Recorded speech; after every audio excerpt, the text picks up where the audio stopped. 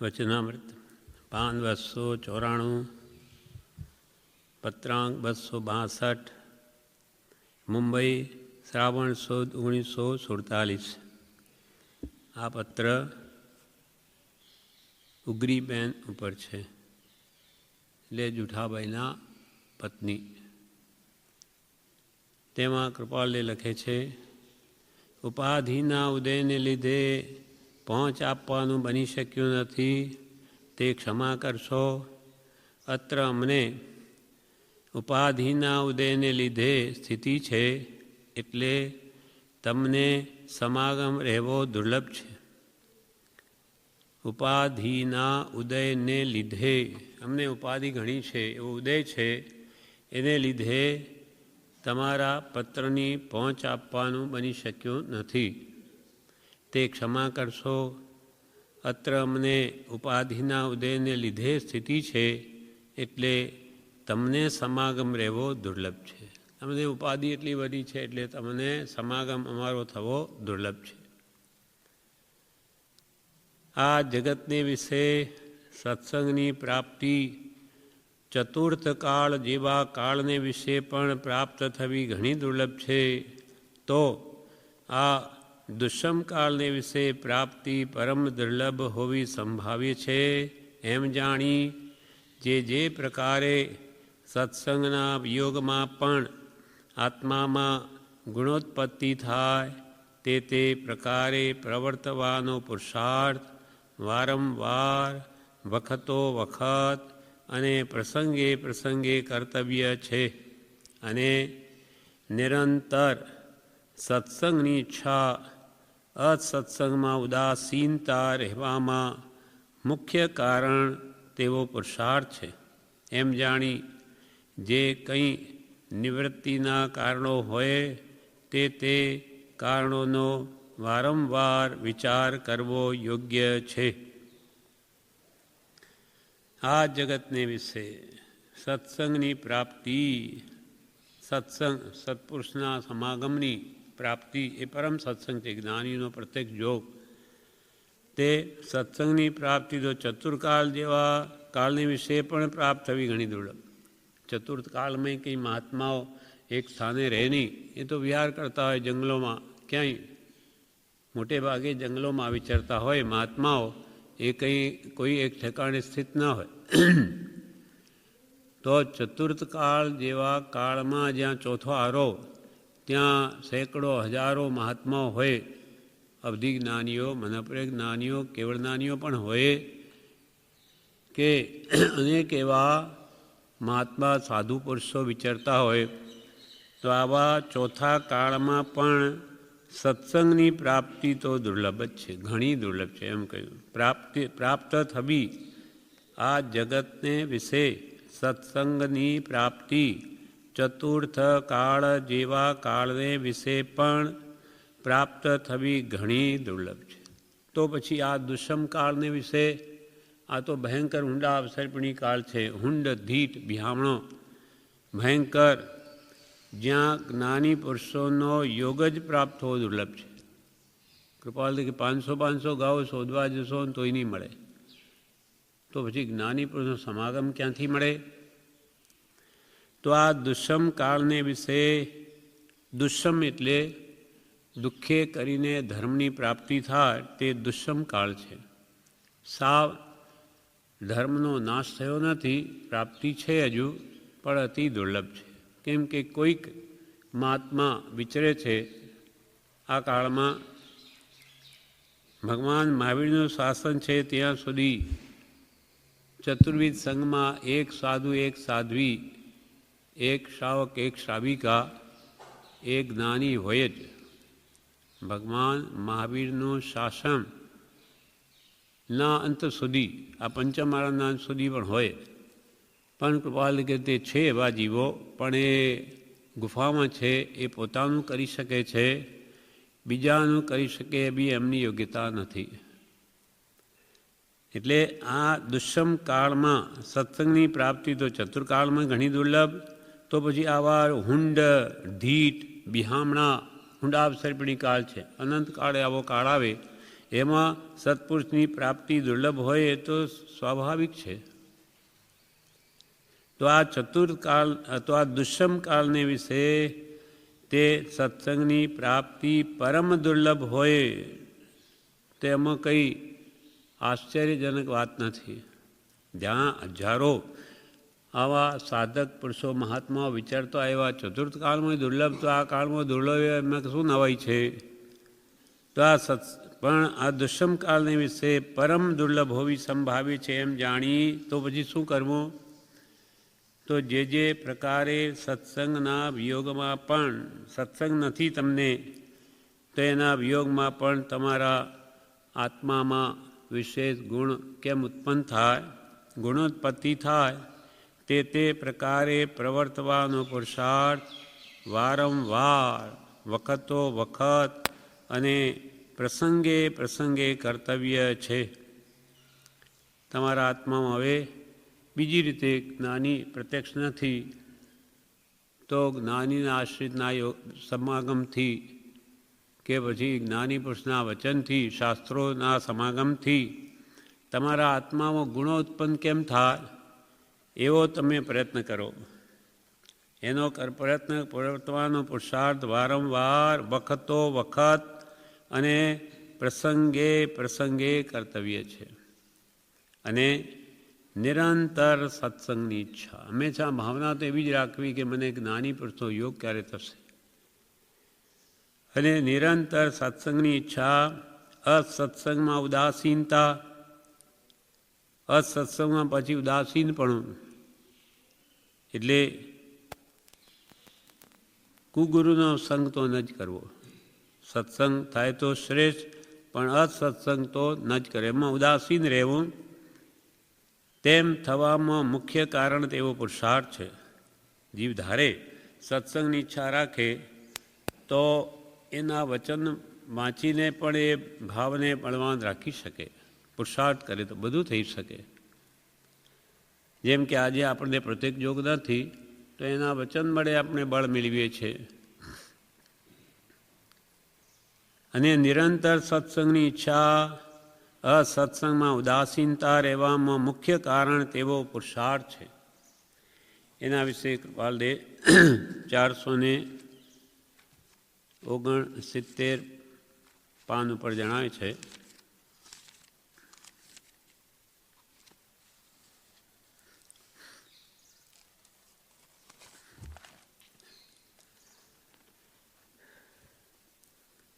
પત્રાંગ 609 કહે છે,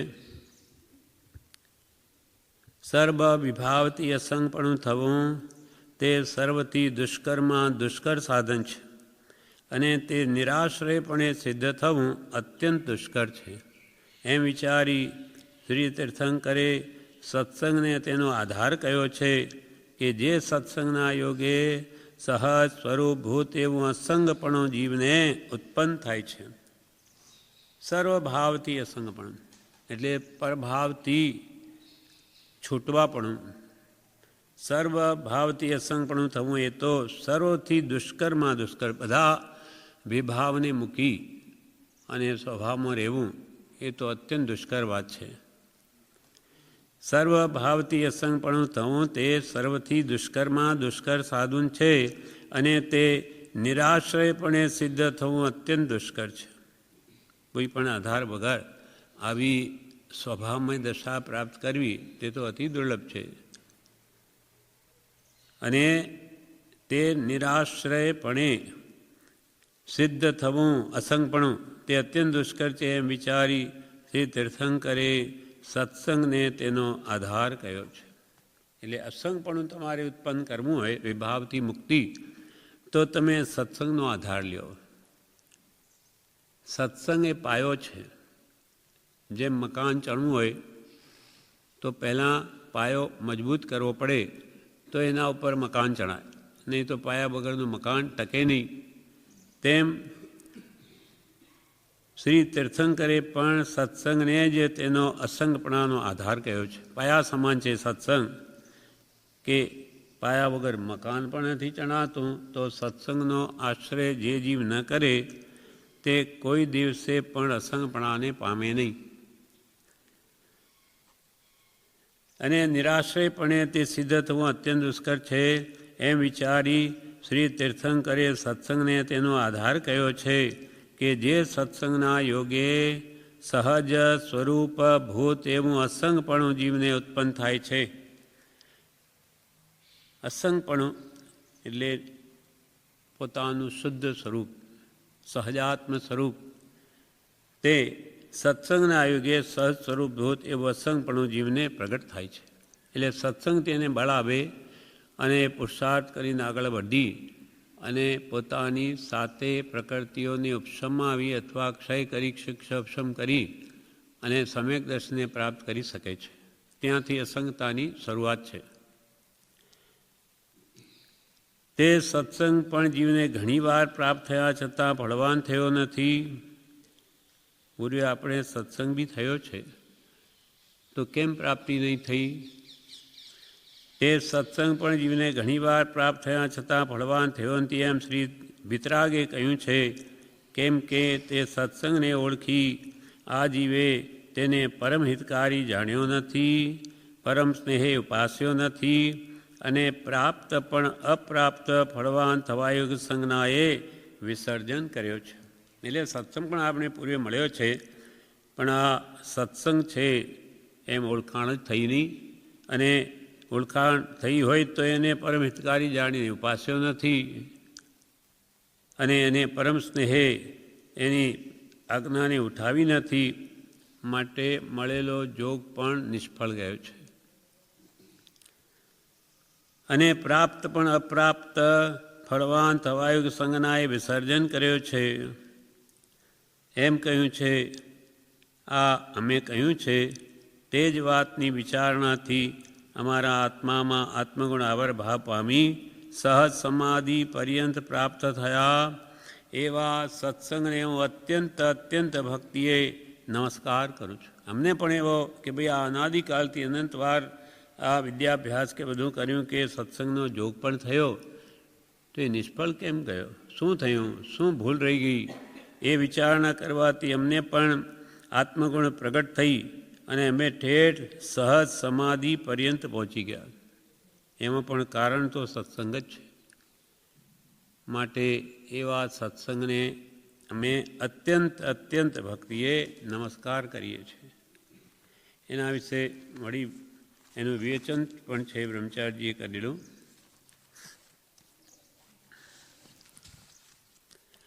આ પેરેગ્રાફનું પહેલાં વિવેચન વાંચીએ. એમાં કહે છે બોધામૃત ભાગ 2 પાનું 64 પત્રાંક 262નું વિવેચન. શ્રીમદ રાજચંદ્ર આશ્રમ અગાસ દ્વિતીય શ્રાવણ સુદ 7મ સંમત 2009. સત્સંગ ચોથા આરામાં પણ દુર્લભ વસ્તુ છે. તે આ કાળમાં દુર્લભ હોય એમાં કંઈ આશ્ચર્ય કે નવાઈ નથી. મહાપુણ્ય હોય ત્યારે સત્સંગ મળી આવે એવો યોગ ન હોય ત્યારે સત્સંગની ભાવના કરવી, અસત્સંગમાં ઉદાસીનતા રાખવી. મહાપુણ્યનો યોગ હોય ત્યારે સત્સંગ મળી આવે તો કે આપણને તો મળ્યો છે તો કે ભાઈ તમારે કંઈ મહાપુણ્યના ઉદય છે નહીં તો કેમ મળે? કોઈને નહીં મળે. અને આખા વિશ્વમાં કેટલા બધા માણસો છે, આ પ્રાપ્તિ કેટલાને થઈ છે. કૃપાલીનો જોગ કે આવું સત્સંગ ધામમાં આપણે રહેવાનું મળે એ કંઈ પૂર્વે કરેલા પુણ્ય વગર બને નહીં. એટલે મહાપુણ્ય હોય ત્યારે સત્સંગ મળી આવે અને એવો યોગ ન હોય ત્યારે સત્સંગની ભાવના કરવી. નહીં તો ભાવના રાખો અને યોગ હોય તો શું કરવું? તે વળી એક પત્રમાં ગોપાલદેવ કહે છે પાનું 613 એમાં જણાવે છે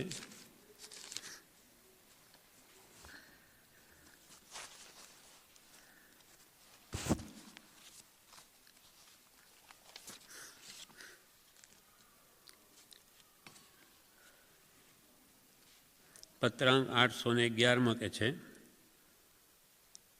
આ પત્ર પ્રભુ શ્રીજી ઉપર છે. સત્પુરુષનો યોગ તથા સત્સમાગમ મળવો બહુ કઠણ છે.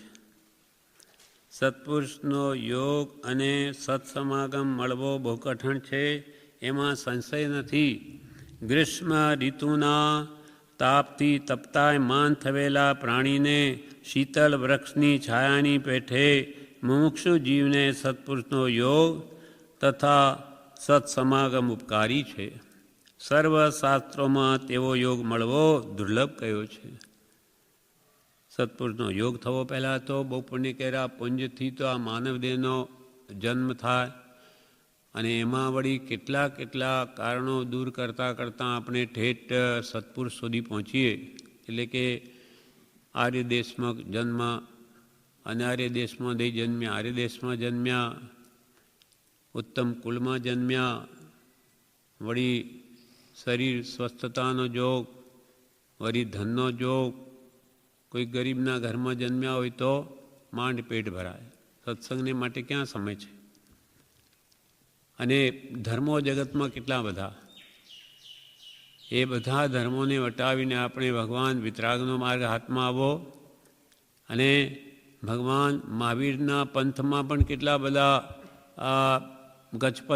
ગચ્છમત છે, કેટલા ગચ્છો છે, કેટલાય આમાં પાછા ફાંટા પડી ગયા. દિગંબર શ્વેતાંબર સ્થાનકવાસી અને એમાં ખરતર ગચ્છ, તપા ગચ્છ, અંચલ ગચ્છ, કેટલાય 84 ગચ્છ કે આજે કદાચ 100 છે, એનાથી ઉપર હશે. કૃપાલદેવે 84 લખ્યા. જે ભગવાન મહાવીરના ટાઈમમાં તો કોઈ ગચ્છ નહોતું. ભગવાન તો એક જ માર્ગ હોય. કંઈ ભગવાન હોય તે વખતે આવા ભેદ પાડે કે આ દિગંબરને શ્વેતાંબરને સ્થાનકવાસી તો પછી કેમ આવ્યા? આપણા જેવાએ પાડ્યા બધાએ. જ્ઞાની ગુરુએ આવા ભેદ પાડી દીધા. તો એ ભેદમાં પણ કૃપાલે આપણને બધાને એક કરે છે. દિગંબર હો, શ્વેતાંબર હો, સ્થાનકવાસી હો, તમે બધા ભગવાન મહાવીરને જ માનો છો તો તમે એક ઠેકાણે આવો, તત્વને વિચારો અને સ્વરૂપ ભણી લક્ષ કરો. ધર્મના નામે ઝઘડા ન જોઈએ. ક્લેશ જ્યાં ક્લેશે વાસિત મન સંસાર, ક્લેશ રહિત મન તે ભવપાર. ધર્મમાં વળી ઝઘડા શું?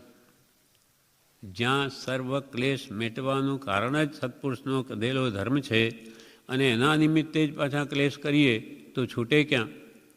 તો એવો આપણને સાચા ગુરુ મળ્યા તેથી આપણને સાચું માર્ગદર્શન મળ્યું. એક એકથી અનંત અનંત પુણ્યના ઢગલા ભેગા થાય ત્યારે બધી સાધન સામગ્રી ઉપલબ્ધ થાય જે આપણને છે આજે પ્રાપ્ત. અને તેમાં વળી આવો સત્સંગનો જોગ જે આખા વિશ્વમાં એવું નથી કે જ્યાં સવારથી સાંજ સુધી એક જ કામ હોય, માત્ર સ્વાધ્યાય ભક્તિ સિવાય કંઈ જ નહીં. કોઈ વ્યવહાર નહીં, કોઈ વેપાર નહીં, કોઈ લૌકિક ટીવી કે હોટલ કે કાંઈ ન મળે, માત્ર આત્મા સિવાય વાત નથી. એવો તો આખા વિશ્વમાં ક્યાં સ્થાન નથી. તેમાંય આપણને આવો જોગ મળ્યો, આપણને કંઈક શ્રદ્ધા થઈ, અહીંયા આવ્યા, આરાધનાનો ભાવ ઉપજ્યો. તો આ એક એકથી અતિ દુર્લભ જોગ માટે તો અનંત અનંત પુણ્યના ઢગલા ભેગા થયા છે ત્યારે આ બધી વસ્તુ પ્રાપ્ત થઈ છે. આપણને મળી ગયું એટલે એનું મહાત્મ્ય નથી. બાકી જેને નહીં મળ્યું એ બિચારા શું કરે? ઠીક એકાદ કલાક ભક્તિ પૂજા કરીને માની લે કે આપણે ધર્મ કરીએ છીએ. ધર્મ વસ્તુ તો ઘણી દૂર છે. હજુ આપણને કહે છે સમ્યક દર્શન પ્રાપ્ત થશે ત્યારે ખરી ધર્મની શરૂઆત થશે. હજુ આ તો એ પણ સમ્યક દર્શન જવા સુધીના કારણો સેવીએ છે. એ સમ્યક હોય તો એ કારણમાં કાર્યનો આરોપ કરીને એને પણ ધર્મ કહેવાય, નહીં તો એ પણ ધર્મ નથી. એ પણ લૌકિક ઈચ્છાઓથી કે દેવલોક આદિના સુખથી ધર્મની આરાધના હોય તો એ પણ સમ્યક દર્શન પ્રાપ્ત ન કરાવે. તેવો યોગ આપણને મળ્યો છે. એટલે સત્પુરુષનો યોગ તથા સત સમાગમ મળવો બહુ કઠણ છે. એવા ઊંડા અવસરપણી કાળમાં સત્પુરુષનો યોગ નથી તો તમને ક્યાંથી યોગ મળે? એમાં સંશય નથી. કૃપાલ કે એમાં કોઈ શંકાને સ્થાન નથી. ગ્રીષ્મ ઋતુના તાપથી તપતાયમાન થયેલા, જેઠ મહિનાની ભયંકર ગરમી પડતી હોય, ગ્રીષ્મ ઋતુના તાપથી ગરમીથી તપતાય માન થયેલા તપેલા એવા પ્રાણીને એટલે ત્રિવિધ તાપથી બળતા જીવોને શીતલ વૃક્ષની છાયાની પેઠે ભયંકર ગરમી પડતી હોય અને એક ઠંડકવાળું શીતળ ઝાડ હોય મોટું અને એના નીચે જઈને બેસીએ તો કેવી શાંતિ પડે. ગ્રીષ્મ ઋતુના તાપથી તપતાય માન થયેલા પ્રાણીને શીતળ વૃક્ષની છાયાની પેઠે મુમુક્ષુ જીવને સત્પુરુષનો યોગ તથા સત્સમાગમ ઉપકારી છે. પરમ શાંતિ આપે, આપણા વિષય કશાયને શાંત કરી દે એવો જ્ઞાની પુરુષનો યોગ અથવા એના વચન છે. સર્વશાસ્ત્રોમાં તેવો યોગ મળવો દુર્લભ કયો છે. સર્વશાસ્ત્રોમાં એવી દુર્લભમાં દુર્લભ આપણે વસ્તુ પ્રાપ્ત છે, પણ આપણને એની કિંમત નથી, એનું મૂલ્ય આપણને ખ્યાલમાં આવતું નથી. એટલે અહીંયા કે છે મહાપુણ્ય હોય ત્યારે સત્સંગ મળી આવે.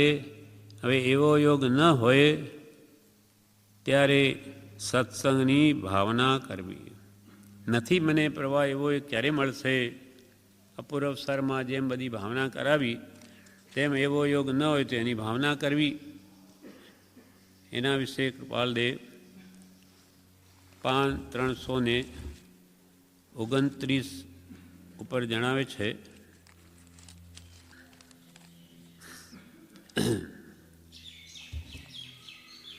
પાનું 329 એમાં કહ્યું સત્સંગનું સેવન જે નિરંતરપણે ઈચ્છે છે કે સત્સંગનો યોગ ન હોય તો ભાવના કરવી.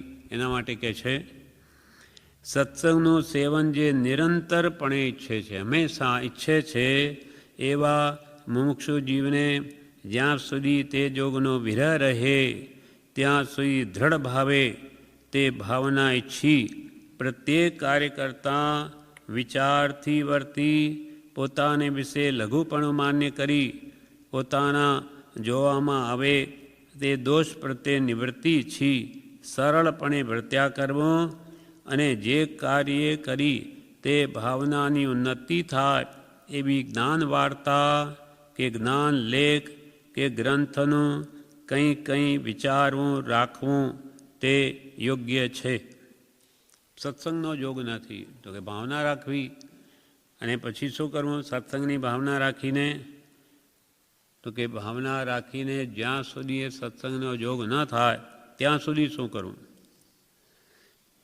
સત્સંગનું સેવન જે નિરંતરપણે ઈચ્છે છે, એટલે હંમેશા મારે તો સત્સંગમાં જ રહેવું છે, માનો એમ ઈચ્છે છે એવા મુમુક્ષુ જીવને જ્યાં સુધી તે યોગનો વિરહ રહે, જ્યાં સુધી એ યોગની પ્રાપ્તિ નહીં થાય ત્યાં સુધી દ્રઢ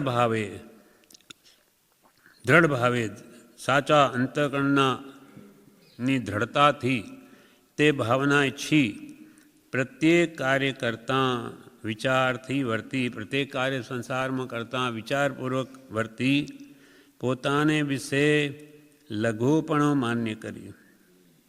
એટલે કે મારામાં તો એક પણ ગુણ નથી એમ અંતરથી સાચા ભાવે લઘુપણું માન્ય કરી પોતાના જોવામાં આવે તે દોષ પ્રત્યે નિવૃત્તિ છે. સત્સંગ નથી તો શું કરવું? તો કે છે હું તો સૌથી અધમમાં અધમ છું, પાપી છું, મૂઢ છું એમ મનમાં લાવી પોતાના દોષ જે દોષ જોવામાં આવે તેની નિવૃત્તિ ઈચ્છી એ દોષોને દૂર કરવાનો પ્રયત્ન કરી સરળપણે વર્ત્યા કરવું. એટલે કે પોતાના દોષો જોવામાં આવે તેને છુપાવવા નહીં, સરળપણે વર્તવું. એટલે માયા કપટ નહીં કરવી કે ભાઈ દુનિયામાં દોષ તો બધા જ કરે, કંઈ હું એકલો જ થોડું કરું છું. એ તો એમ જ હોય, સંસારમાં કંઈ દોષ રહેતું છે તો એને એક જાતની પોતાના દોષોનો ફેવર એટલે એનો પક્ષ લીધો તો એ દોષ જાય નહીં. મારામાં દોષ છે જ, જેમ કે હું જૂઠ બોલું છું તો કે બધા જ બોલે છે, હું કંઈ એકલો થોડો બોલું છું. મારે આ જગતથી છૂટવું છે, મારે જૂઠું બોલું છું એ ખોટું જ છે, ગમે તેટલું બોલતો એવો દ્રઢપણે પોતાના દોષ તરફ અપક્ષપાત બુદ્ધિ રાખી અને કોઈ પણ જાતની માયા કપટ કે એને છુપાવવાનો પ્રયત્ન કર્યા વગર સરળપણે પોતાના દોષો જોઈને કાઢે તો જ એની શુદ્ધિ થતી જાય. કેમ કે સત્સંગનો જોગ નથી. માટે પોતાના જોવામાં આવે તે દોષ પ્રત્યે નિવૃત્તિ છી સરળપણે વર્ત્યા કરવું અને જે કાર્ય કરી તે ભાવનાની ઉન્નતિ થાય, જે કામથી પોતાના આત્મભાવની ઉન્નતિ થાય એવી જ્ઞાન વાર્તા કરવી. સત્સંગનો જોગ નથી તો આપણે મુમુક્ષો સાથે જ્ઞાન વાર્તા કરવી કે જ્ઞાની પુરુષના વચનો વાંચીને જ્ઞાન વાર્તા કરવી કે જ્ઞાન લેખ લખવો, કંઈક પણ લેખન કાર્ય કરવું, ઉતારો કરવો, મુખપાઠ કરવું, સત્સંગનો જોગ ન હોય તો વાંચન કરવું, વિચાર કરવો કે ગ્રંથનું કંઈ વિચારવું રાખવું તે યોગ્ય છે, અથવા કોઈ ગ્રંથનું વાંચવું અને વિચારવું રાખવું તે યોગ્ય છે. સત્સંગ નથી તો આ કરવો. એટલે અહીંયા કૃપાલે કહ્યું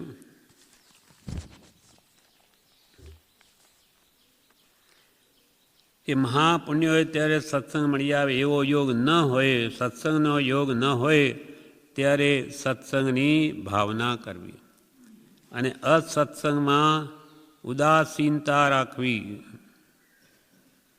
અસત્સંગમાં ઉદાસીન રહેવું, ઉદાસીન અધર રહેવું, અસત્સંગ નહીં સેવો. તેના વિશે કૃપાલય કે છે 5/488 કહ્યું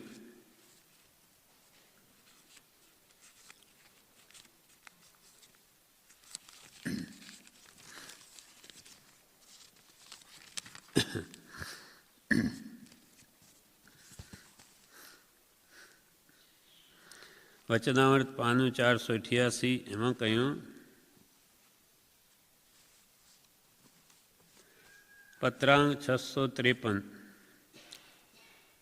બે જ લીટીનો પત્ર છે, અઢી લીટીનો, એ પણ પ્રવૃત્તિ ઉપર છે. બે પત્ર મળ્યા છે.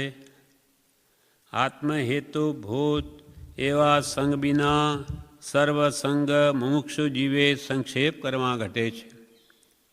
આત્મ હેતુ ભૂત સંગ વિના સર્વસંગ મુમુક્ષુ જીવે સંક્ષેપ કરવા ઘટે છે. કેમ કે તે વિના પરમાર્થ આવિર્ભૂત થવો કઠણ છે અને તે કારણે આ વ્યવહાર દ્રવ્ય સંયમરૂપ સાધુત્વ શ્રીજીને ઉપદેશ્યું છે. એ જ વિનંતી પ્રભુશ્રીને લખે છે કૃપાલે.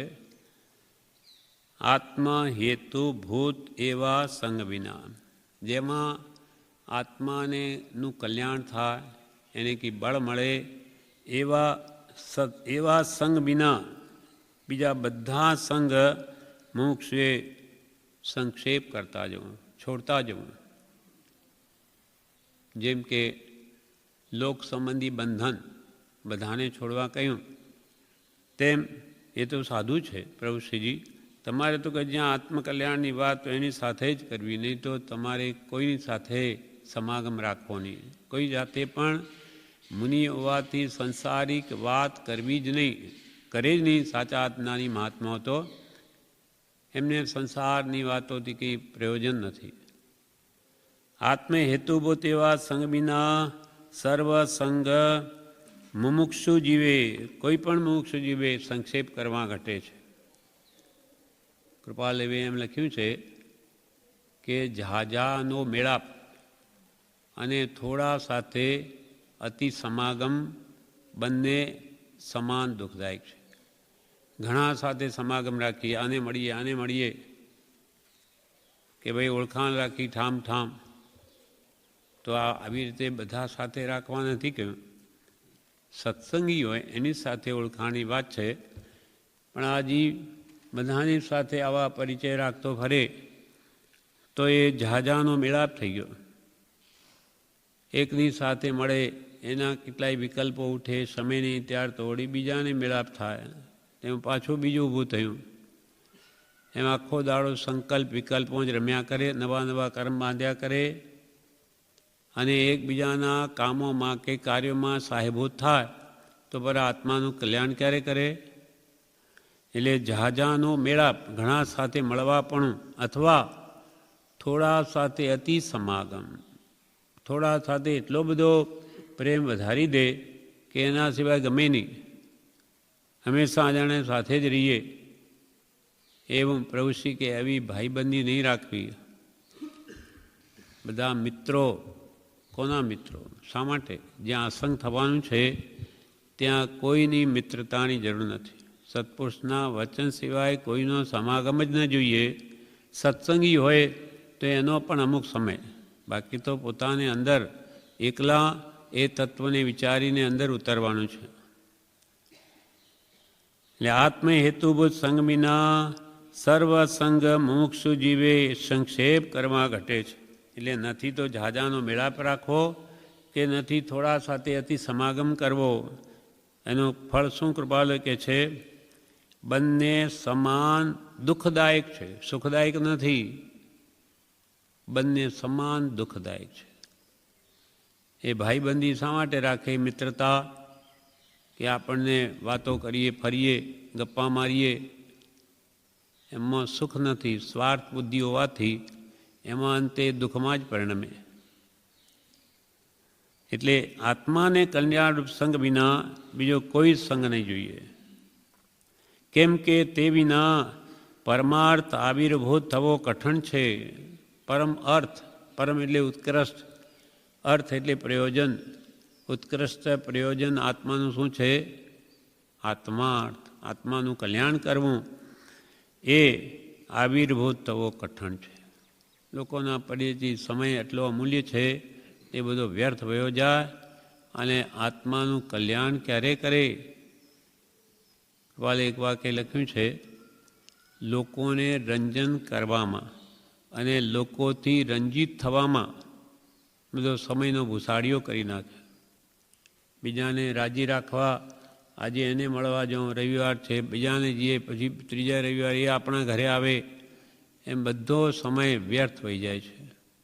માંડ રજાનો દિવસ મળતો હોય તે આવી રીતે બેડફવા માટે નથી. એટલે કૃપાલ કે રંજિત થવામાં, રંજન કરવામાં બીજાને, ને બીજા આપણને માન પાન ખાન આપીને રંજિત કરે, એમાં માનવદેવનો સમય વ્યર્થ ખોવા જેવો નથી. આત્મ હેતુભૂત સંગ વિના સર્વસંગ મુમુક્ષુ જીવે સંક્ષેપ કરવા ઘટે છે. કેમ કે તે વિના પરમાર્થ એટલે આત્માર્થ આવિર્ભૂત થવો કઠણ છે. અને તે કારણે આ વ્યવહાર, કયો વ્યવહાર? દ્રવ્ય સંયમ રૂપ સાધુત્વ શ્રીજીને ઉપદેશ્યું છે. શ્રીજીને, શ્રી એટલે આત્મલક્ષ્મીથી પરિપૂર્ણ એવા જીન એટલે જીનેશ્વર ભગવાન તીર્થંકરોએ આ સાધુપણું શા માટે ઉપદેશ્યું? એ દ્રવ્ય સંયમ રૂપ, કે જેથી એ બધા સંગથી નિવૃત્ત થઈ જાય. એને પછી કોઈ વ્યવહારનો પણ સંગ હોય નહીં, કે વેપાર નિમિત્તે પણ કોઈ સંગ હોય નહીં. ગ્રસ્તને વેપાર હોય, વ્યવહાર હોય, બધા સમાગમ કરવા પડે. મુનિને તો કોઈ જરૂર નથી. એટલે એના માટે બાહ્ય સાધુત્વ શ્રીજીને નિરૂપણ કર્યું છે. એ જ વિનંતી. સર્વસંગ કેવા છે? જેમ ઊંટ પર માણસ બેસે ઊંટ પર તો સ્થિરતા આવતી નથી.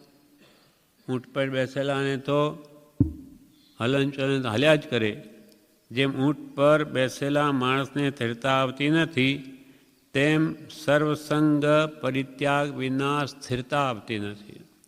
એના માટે ભગવંતોએ સર્વસંગ પરિત્યાગની યોજના કરી છે કે નિરંતર આત્મધ્યાન કે સ્વાધ્યાયમાં રહી શકે.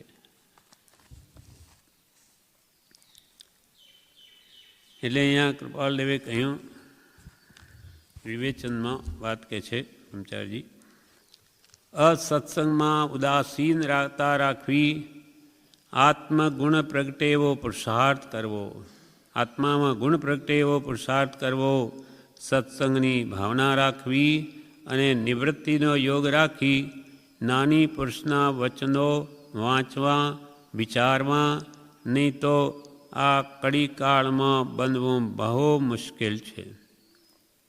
જો નિવૃત્તિનો યોગ મેળવી ભલે ગ્રસ્ત હોય તો પણ સવાર સાંજ નિવૃત્ત યોગ મેળવીને જ્ઞાની પુરુષના વચનોને વાંચે કે વિચારે નહીં તો કોઈ દિવસે પણ જીવનું કલ્યાણ થાય નહીં.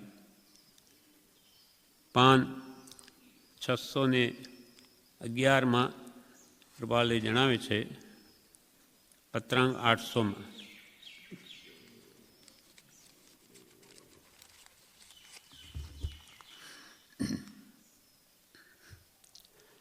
પત્રાંક 800 મગનલાલ ખીમચંદ લીમડી ઉપર છે. એમાં કહે છે, સત્સમાગમ, સતશાસ્ત્ર અને સદાચારમાં દ્રઢ નિવાસ એ આત્મદશા થવાના પ્રબલ અવલંબન છે.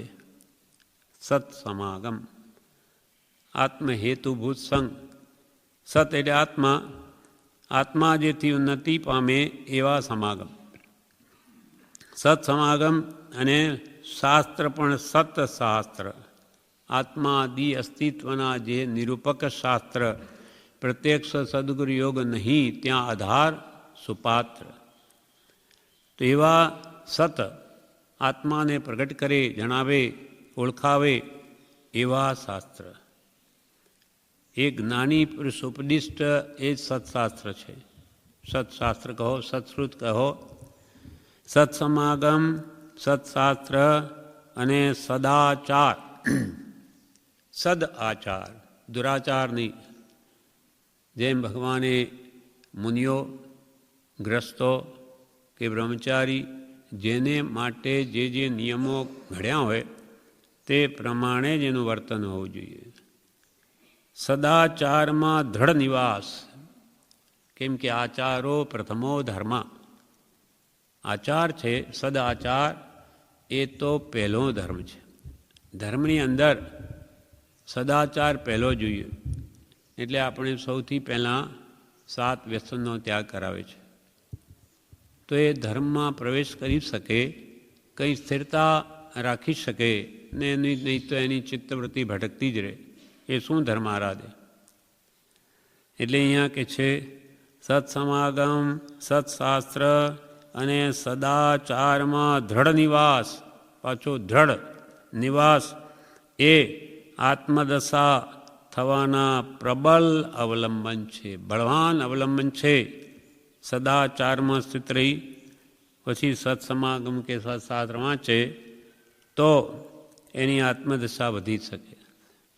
સત્સમાગમનો યોગ દુર્લભ છે તો પણ મુમુક્ષુએ તે યોગની તીવ્ર જિજ્ઞાસા રાખવી અને પ્રાપ્તિ કરવી યોગ્ય છે.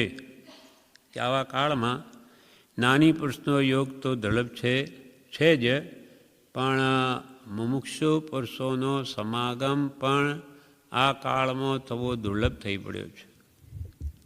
સાવ નાસ્તી નથી, પણ પ્રાપ્તિ પણ ઘણી દુર્લભ છે. મુમુક્ષો પણ આ કાળમાં છૂટવાના કામી જીવો પણ બહુ ઓછા રહ્યા છે.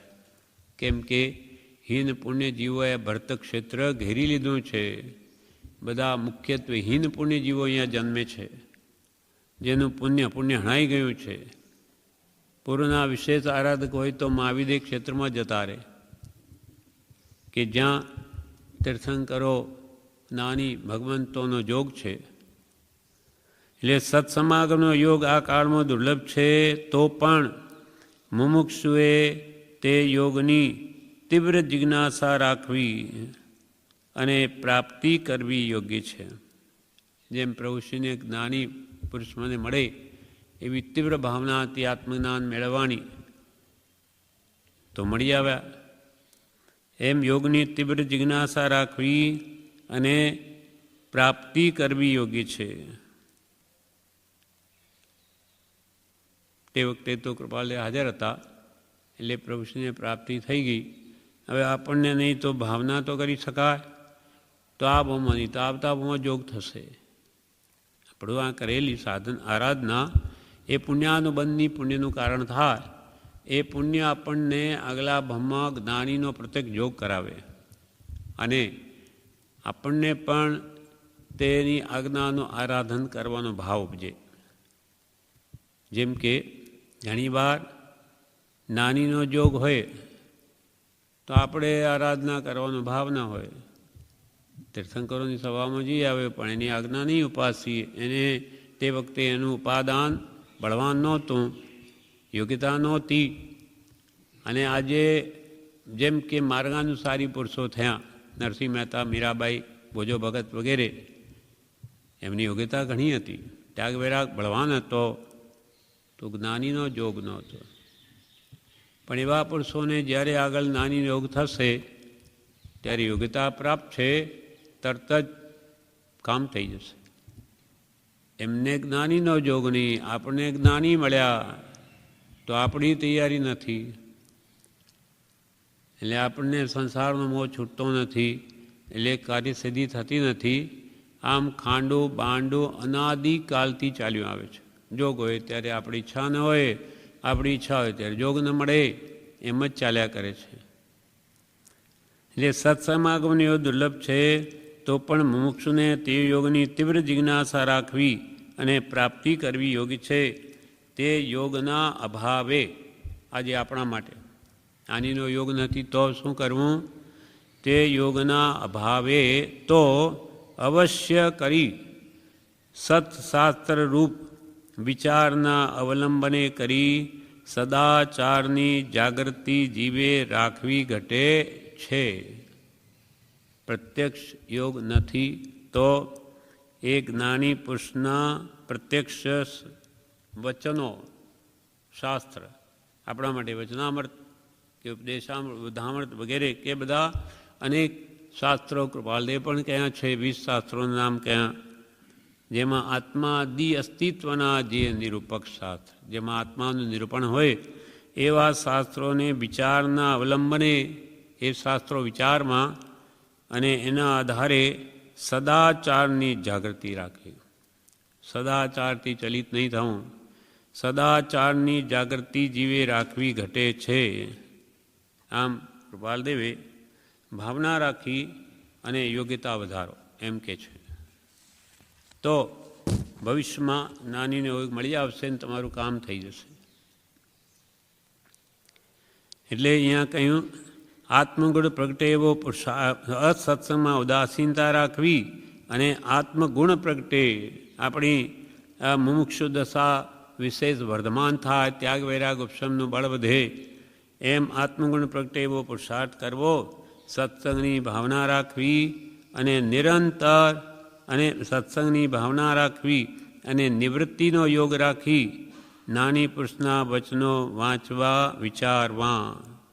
નિવૃત્તિનો યોગ આખો દાડો સવારથી રાત સુધીના 12 સુધી પ્રવૃત્તિ જ કર્યા કરે તો જ્ઞાની પુરુષના વચનોને ક્યારે વાંચે, ક્યારે વિચારે? એટલે સવાર સાંજ તો એને નિવૃત્તિ લેવી જ જોઈએ. નિવૃત્તિનો યોગ રાખી નાની પુરુષના વચનો વાંચવા વિચારવા, નહીં તો આ કળીકાળમાં બનવું બહુ મુશ્કેલ છે. સત્સંગ ન મળે એવું નથી, સત્સંગ મળે છે પણ દુર્લભ છે. પ્રભુશ્રીને કૃપાલદેવે પત્ર 534માં લખ્યું છે કે 20 દોહરાની અનુપ્રેક્ષા કરશો તો આત્મગુણ પ્રગટશે. 20 દોહરાની અનુપ્રેક્ષા, અનુપ્રેક્ષા એટલે ભાવના, એટલે એનો ખૂબ વિસ્તારથી એમાં ઊંડાણમાં જવું. હે પ્રભુમાં શું કહ્યું છે, વારંવાર એ દોહાનો વિચાર કરવો. 20 દોહરાની 534માં પ્રભુશ્રીને કૃપાળુદેવે લખ્યું છે કે 20 દોહરાની અનુપ્રેક્ષા કરશો તો આત્મગુણ પ્રગટશે. મારામાં આ દોષ છે, મારામાં એવો મૂઢ છું, પાપી છું, અનંત દોષથી ભરેલો છું, સત્સંગનો મને જોગ નથી, આજ્ઞા ઉઠાવતો નથી, મારામાં ભક્તિનો અંશ નથી, એમાં ઊંડાણથી એના કારણો વિચારે તો કે છે આત્મગુણ પ્રગટશે. વિષ દોરાની અનુપ્રેક્ષા કરશો, પ્રભુશ્રી લખે છે કૃપાલદેવ, તો આત્મગુણ પ્રગટશે. તેમ આપણને પણ વિષ દોરા, યમ નિયમ, ક્ષમાપના અને અનુપ્રેક્ષા કરવાનું કહ્યું છે. આપણે માટે પણ એ જ છે કે પ્રભુશ્રી માટે જ એ પ્રભુની વિચારણા છે એમ નથી. પ્રભુશ્રીએ તો એ વિચારણા કરીને આત્મગુણ પ્રગટાવ્યો, હવે આપણને આપ્યું કે ભાઈ તમે બી કરો તો તમારા પણ આત્માના ગુણો પ્રગટે. તેમ બ્રહ્મચારી કહે છે તેમ આપણને પણ વિષ દોરા, યમનિયમ, ક્ષમાપના અને અનુપ્રેક્ષા એટલે 12 ભાવના કરવાનું કહ્યું છે. તે જો કરે તો આત્મગુણ પ્રગટે. આપણે 3 પાઠ બોલીએ છીએ, પણ એને વિચારણા એના પર કરે તો કે છે આત્મગુણ પ્રગટે. જો એના વિચાર કરે તો આત્મગુણ પ્રગટે, પુરુષાર્થ ન કરે તો સત્સંગની ભાવના પણ જતી રહે. સત્સંગને નહીં સેવીએ, શિથિલ પણ લાવીએ તો ધીમે ધીમે બધું ભૂસાઈ જાય. પુરુષાર્થ ન કરે તો સત્સંગની ભાવના પણ જતી રહે. ક્યારે નિવૃત્તિ મળશે? ક્યારે નિવૃત્તિ મળશે? બપોરે, સાંજે, સવારે, એમ જેમ બને તેમ નિવૃત્તિ મેળવું એવી ભાવના કરવી. આ બધા ઘરના કામ, દુકાનના કે આરામ પરિગના કે કોઈ પણ કામમાંથી હું નિવૃત્ત ક્યારે થાઉં, મને સમય ક્યારે મળે? સવારે મળશે, બપોરે મળે કે સાંજે મળે? જ્યારે મળે તેટલે હું ભક્તિને સ્વાધ્યાયમાં સમય ગાળું. એવી ભાવના કરીને પછી એવો જોગ મેળવવો તો કંઈક થાય. એટલે કે પછી હવે 2 વર્ષ પછી આપણે તો એ જ કરવાનું છે ને, હમણાં ન કરીએ શું? પણ એમ નહીં, એ 2 વર્ષ તો આવશે કે નહીં કોણે જોયા છે? કાલે મરી ગયા તો ખાલી હાથે જઈશું. આજનું આજે જ કરવું. એમ નહીં કે ભાઈ હવે જેમ આમ થતું હોય તો પછી ખાવાનું મૂકી દે. હવે ઘણું ખાધું, જવા દો ને, મહિના પછી ખાઈશું. ત્યારે તો એક ટંક એ છોડવા તૈયાર નથી. એક ટાઈમ ભોજન કરે તો માણસ જીવે, મરી ન જાય. આંબીલ કરતા હતા તો મરી ગયા. તો 3 વાર ખાવા માટે તો તૈયાર છે. જ્યારે આત્માને માટે 1-1.5 કલાક ગાળવા કહે તો કે મને સમય નથી. એમ ન થવું જોઈએ, નહીં તો આત્મભાવ સુકાઈ જાય છે. એટલે બપોરે, સાંજે, સવારે જેમ બને તેમ નિવૃત્તિ મેળવું એવી ભાવના કરવી. નહીં તો આખી જિંદગી પ્રવૃત્તિમાં ગાળે, નિવૃત્તિ નથી મળતી, તેથી રસ પણ નથી આવતો. આખી જિંદગી પ્રવૃત્તિમાં જ જાય છે. આટલું આપણું આખું જીવન ચાલી ગયું. શું કર્યું? ખાવા, પીવા, વાતો, હરવા ફરવા, આ વેપાર વ્યવહાર બધા એમાં જ પૂરું થઈ ગયું. વાતો કરતાં બધા વર્ષો વીતી ગયા. નહીં તો આખી જિંદગી પ્રવૃત્તિમાં જીવ ગાળે છે, નિવૃત્તિ નથી મળતી અને આવી આરાધના નથી કરતો, એટલે એને શાંતિનો સ્વાદ પણ આવતો નથી. શાંતિમાં કેવું સુખ છે એને અનુભવમાં જ નથી. નિવૃત્તિ મળે એવો પુરુષાર્થ કરવો, નિવૃત્તિ મળે એવું મનમાં રાખીને સમય કાઢવો. નિવૃત્તિ જીવને ગમતી નથી. માણસ આખા જીવ પ્રવૃત્તિ જ કર્યા કરતો હોય તો એને નિવૃત્તિ પણ નહીં ગમે. અમુક જણા એમ કહેતા સાંભળ્યા છે, રવિવાર હોય આજે કે બધી આખી લાઈન તૂટી ગઈ, વેપારની એક ધારા ચાલતી હોય, આ વચ્ચે જાણે વિઘ્ન આવી ગયું, શું કરવાનું આખો દિવસ બેઠા બેઠા? એમ પ્રવૃત્તિમાં નિરંતર રહે એને નિવૃત્તિ પણ ગમતી નથી. એટલે બ્રહ્મચારી શું કહે? નિવૃત્તિ જીવને ગમતી નથી. નિવૃત્તિ મળે તો છોકરાને લઈને બેસે છે, છોકરાઓને લઈને રમાડવા બેસે. આજે તો નિવૃત્તિ મળે શું કરે? ટીવી, ટેલિવિઝન જોયા કરે, નવરો બેઠો શું કરે? એનો ખોદ વાળે, રાગ દ્વેષના ભાવો વધારે, કે બહાર ફરવા જાય હોટલોમાં વગેરે, સમયનો માત્ર દુરુપયોગ કરે છે. અનંત કર્મની નિર્જરા કરવી ક્યાં રહી? વિશેષ વધારે છે કર્મનો ભાર. કેમ? તો કે એને સત્પુરુષનો જોગ નથી, એને એવી સત પ્રાપ્ત કરવાની રુચિ પણ નથી. પૂર્વનો આરાધક જીવ છે નહીં, અને આ ભાવમાં એવો કંઈ એને ભાવ ઉત્પન્ન થાય એવો જોગ પણ નથી, એટલે બધો જ વ્યર્થ થઈ જાય છે. નિવૃત્તિ જીવને ગમતી નથી. નિવૃત્તિ મળે તો છોકરાઓને લઈને બેસે છે, છોકરાઓને રમાડવા બેસી જાય. આપણને સત્પુરુષ મળ્યા છે, આપણને તો એટલું બધું કામ છે કે આખી જિંદગી આ ભક્તિ સ્વાધ્યાય કર્યા કરીએ તોય પાર ના આવે. એટલું બધું જાણવાનું, સમજવાનું, કે સંસ્કારો દૃઢ કરવાનું, ભક્તિનો ક્રમ જ એટલો બધો આપી દીધો કે એને ટાઈમ જ નથી. આખો ભક્તિનો ક્રમ કરો, પછી વાંચન કેટલું બધું આપ્યું છે, ત્રણેય મહાપુરુષોના વચનો ફેરવો, એ સિવાય બીજું શાસ્ત્ર વાંચો, અને ગ્રસ્તને બીજા ઘણા કામ હોય, એટલે એને ક્યાં સમય છે? વિશેષ સમયે તો આખો શાસ્ત્ર ભંડાર છે, આગમાં વાંચો, કોણે ના પાડી, પણ સમય નથી.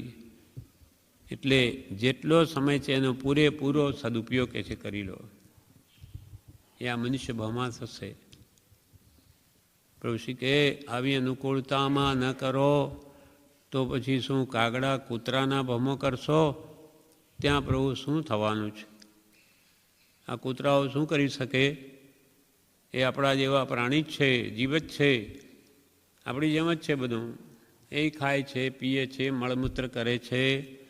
કૂતરાને કૂતરી પ્રત્યે ભાવ છે, એને બચ્ચા છે, આપણી જેમ એને પણ એના પ્રત્યે એટલો પ્રેમ છે. ફરક શું છે?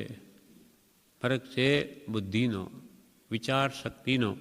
આપણી વિચાર શક્તિ આજે ઘણી વિચારણા ઊંડી કરી શકે, આત્મવિચારણા, જે એનાથી વિચારથી થઈ શકે એમ નથી. એવો પાપનો એને ઉદય છે કે એવી યોનિમાં જન્મ્યો છે. તો જ્ઞાનીઓને આપણી દયા આવે છે કે તમે મનુષ્ય થઈને કેમ નથી કરતા? પશુઓ પણ કોઈ તરી ગયા તો તમારે ક્યાં વાંધો છે? ભગવાન મહાવીર કે પાર્શ્વનાથ જેવા પશુ યોનિમાં હતા તો પણ કલ્યાણ કરી ગયા. એ પણ વસ્તુ તત્વને સમજી અને ઠેઠ તીર્થંકર પદવી સુધી પહોંચી ગયા. તો કે તમે તો મનુષ્ય છો, કેમ ન સમજો? સમજવું હોય તો ઉપાય છે.